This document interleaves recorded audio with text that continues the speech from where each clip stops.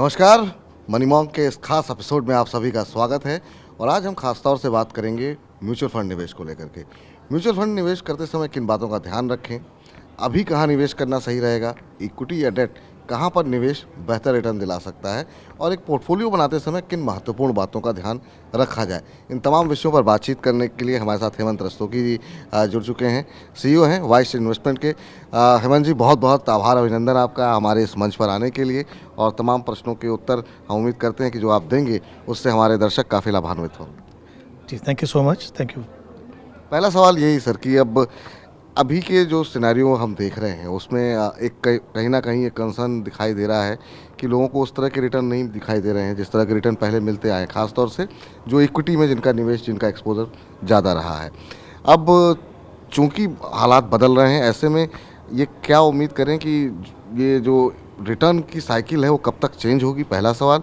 और दूसरा ये कि बहुत सारे प्रश्न ये आ रहे हैं कि क्या अभी का माहौल ऐसा है कि डेट फंड में एक्सपोजर क्या बढ़ाना चाहिए।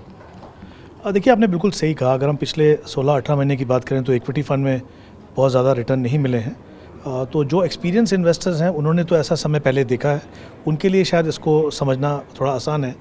बट जो इन्वेस्टर्स नए आए हैं पिछले 1 या 2 साल में, तो उनके लिए थोड़ा सा मुश्किल होता है ये समझना कि जैसे ही हम आए और उस तरह से अगर ये मार्केट का माहौल है, तो उनके लिए थोड़ा समझना ज़रूरी इम्पॉर्टेंट है कि मार्केट में जो वॉलेटिलिटी है वो एक बहुत ही नेचुरल सा फिनोमेना है। प्रॉब्लम क्या है, वो शॉर्ट टर्म में मार्केट प्रेडिक्ट करना बहुत ही मुश्किल है। हमने क्या देखा है कि मार्केट समय समय पे वॉलेटाइल रहेगी, लेकिन लॉन्ग टर्म में अगर आप देखें तो इक्विटी का रिटर्न जो है बाकी एसेट क्लासेस से बेहतर रहता है। तो ये एक इम्पॉर्टेंट है किसी भी निवेशक के लिए समझने के लिए, और जितना जल्दी एज एन इन्वेस्टर उसको आप समझें उतना ही ज़्यादा अच्छा है। इसीलिए हम कहते हैं कि जब आप इक्विटी में इन्वेस्ट करें, एक तो बहुत ही क्लियरली अपना टाइम होराइजन को डिफाइन कीजिए, कितने समय के लिए इन्वेस्ट करना है। दूसरी बात, कोशिश कीजिए कि आप बहुत ही डिसिप्लिन तरीके से इन्वेस्ट करें। तो जो मार्केट की वॉलेटिलिटी को टैकल करने का एक वही सबसे अच्छा तरीका है। तो आई थिंक कोई भी इक्विटी इन्वेस्टर को, अगर उन्होंने इन्वेस्टमेंट किया था पहले बिना सोचे समझे, इम्पॉर्टेंट है कि वो फिर से देखें कि जो हम इन्वेस्टमेंट कर रहे हैं उसको क्या हम समय दे सकते हैं, क्या हम अपनी ज़रूरत से ज़्यादा रिस्क तो नहीं ले रहे। अगर उनको लगता है कि हम ज़रूरत से ज़्यादा रिस्क नहीं ले रहे, तो मुझे लगता है उनको अपना इन्वेस्टमेंट को कंटिन्यू करना चाहिए। देखिए, होगा क्या, जब आप ऐसे समय में जो आप इन्वेस्टमेंट करते हो उसको हम एवरेजिंग बोलते हैं। उस ओवर ए लॉन्गर पीरियड आपकी जो एवरेज प्राइस है वो नीचे आ जाएगी, और जब मार्केट टर्न अराउंड होगा तो सबसे पहले वही इन्वेस्टर्स को फ़ायदा होगा जिन्होंने डिसिप्लिन तरीके से इन्वेस्ट किया। तो ये इंपॉर्टेंट है कि आप अपने इन्वेस्टमेंट प्रोसेस में डिसिप्लिन बना के रखें। दूसरी बात, जैसा आपने कहा कि डेट में एलोकेशन बढ़ाना चाहिए, देखिए मेरा ये बहुत स्ट्रांगली मानना है एक चीज़ का कि आप कोई भी इन्वेस्टमेंट डिसीजन मार्केट के मूड के हिसाब से मत कीजिए। आपकी अपनी रिक्वायरमेंट है। अगर मान लीजिए आपके पास अपना रिटायरमेंट का कॉर्पस बना रहे हो, आपकी रिटायरमेंट आज से 15 साल दूर है, और आज की आप वॉलेटिलिटी को देख के अपना एसेट एलोकेशन चेंज करोगे, तो फिर जब मार्केट कल को अगर वो टर्न अराउंड हो गया तो फिर वहाँ से आप निकल नहीं पाओगे। तो मुझे लगता है कि इंपॉर्टेंट है आप अपनी एसेट एलोकेशन को बना के रखिए। आप देखिए कि जो आपके लॉन्ग टर्म गोल हैं वो पैसा ज़्यादा इक्विटी में जाए, मीडियम टर्म जो है जिसे हमेशा कहते हैं वो हाइब्रिड में जाए, दोनों का मिक्स हो, इक्विटी और डेट का। और शॉर्ट टर्म में क्योंकि कैपिटल सेफ्टी प्रायोरिटी होती है, तो वहाँ पे आप डेट को देखें, बजाय इसके कि आप मार्केट मूड को देखें, अपनी रिक्वायरमेंट को देखें, अपनी सूटेबिलिटी को देखें। उस हिसाब से आप पोर्टफोलियो बनाएंगे तो आप मेंटली तैयार रहेंगे इस तरह के माहौल के लिए, और आप देखेंगे कि लॉन्ग रन में आपका पोर्टफोलियो रिटर्न काफ़ी अच्छा बनेगा। अपनी ज़रूरतों, अपने लक्ष्य के हिसाब से एसेट एलोकेशन करते रहेंगे आप तो ज़्यादा बेहतर रहेगा।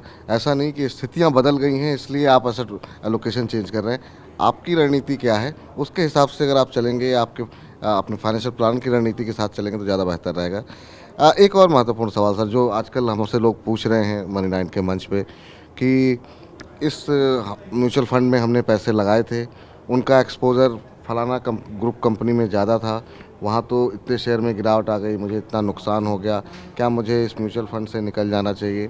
जिस तरह की गिरावट हमने देखा अदानी ग्रुप में देखने को मिली, उसको लेकर के स्पेसिफिक अगर नाम ले तो ऐसे में क्या स्ट्रेटजी होनी चाहिए इन्वेस्टर की। और क्योंकि बहुत लोगों के जो पैसे लगे होते हैं वो लोग बहुत लोग बहुत सेंसिटिव भी होते हैं, भले ही उनको बाकी जगहों पर रिटर्न बहुत कम मिल रहा हो, लेकिन अगर वो सुरक्षित रहता है तो वो संतुष्ट रहते हैं।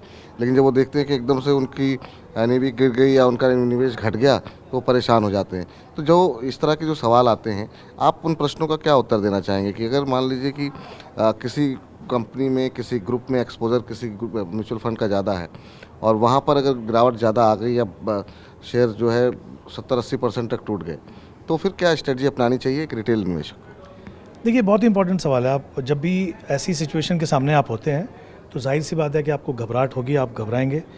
बट दो चीज़ों में इंपॉर्टेंट है इन्वेस्टर्स को ध्यान देना यहाँ पे। एक तो क्या होता है, जब आप म्यूचुअल फंड में इन्वेस्ट करते हो ना, तो आपको लगता है कि फंड मैनेजर हमारा पैसा मैनेज कर रहे हैं, तो हमें कुछ करने की ज़रूरत नहीं है। दूसरी बात, अगर आपके पास कोई एडवाइज़र है जो आपको एडवाइस कर रहे हैं, तो आप बोलते हैं कि ठीक है, हमने अपनी रिस्पॉन्सिबिलिटी इनको दे दी है, ये संभालेंगे। हमें एज एन इन्वेस्टर हमेशा याद रखना है कि जो भी इन्वेस्टमेंट हो रही है, आपके ड्रीम्स एस्पिरेशन उससे जुड़े हुए हैं। ओके, हो सकता है कि आपके पास उतनी नॉलेज ना हो कि आप पूरी चीज़ को समझ सकें, लेकिन आपको कोशिश करनी है। यानी आप अपने पोर्टफोलियो को देखेंगे, और सबसे इम्पॉर्टेंट एक जो बेनिफिट है म्यूचुअल फंड में इन्वेस्ट करने का, वो ये है कि उसमें जो ट्रांसपेरेंसी है वो बहुत ही कम इन्वेस्टमेंट ऑप्शन में आपको मिलेगी। हर महीने म्यूचुअल फंड अपना पोर्टफोलियो डिक्लेयर करते हैं, ठीक है। हर दिन आप अपनी एनएवी को देख सकते हैं।